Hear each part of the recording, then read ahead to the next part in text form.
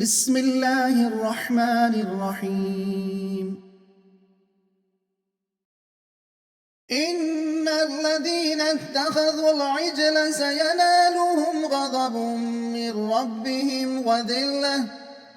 وذلة في الحياة الدنيا وكذلك نجزي المفترين.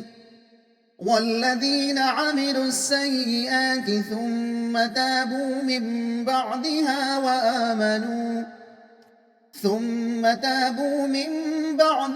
وآمنوا إن ربك من بعدها لغفور رحيم. ولما سكت عن موسى الغضب أخذ الألواح وفي نسختها هدى ورحمة للذين هم لربهم يرهبون. واختار موسى قومه 70 رجلا لميقاتنا فلما أخذتهم الرجفة قال رب لو شئت أهلكتهم من قبل وإياي أتهلكنا بما فعل السفهاء منا إن هي إلا فتنتك تضل بها من تشاء وتهدي من تشاء أنت ولينا فاغفر لنا وارحمنا وأنت خير الغافرين. واكتب لنا في هذه الدنيا حسنة وفي الآخرة إنا هدنا إليك قال عذابي أصيب به من أشاء ورحمتي وسعت كل شيء فسأكتبها للذين يتقون ويؤتون الزكاة والذين هم بآياتنا يؤمنون.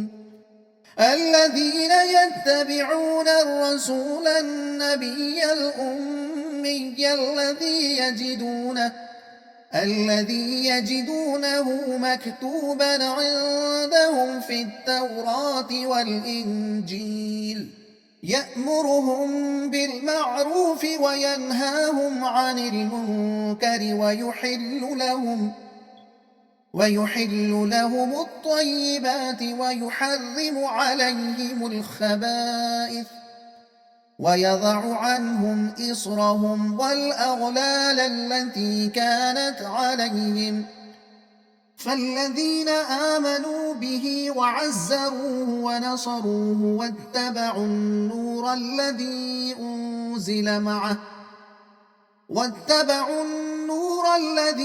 أنزل معه أولئك هم المفلحون.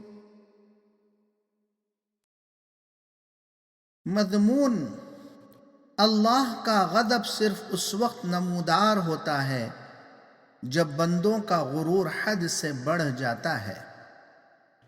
مطلب، جب موسیٰ علیہ السلام کا غصہ ٹھنڈا ہوا تو آپ نے توریت کے احکام اپنی قوم کو سنائے۔ قوم نے کہا، ہم کیسے معلوم کر لیں کہ یہ اللہ کا کلام ہے جب تک کہ ہم خود اللہ تعالیٰ کو کلام کرتے ہوئے نہ سن لیں۔ حکم ہوا کہ ان میں چند لوگوں کو لے کر طور پر آؤ۔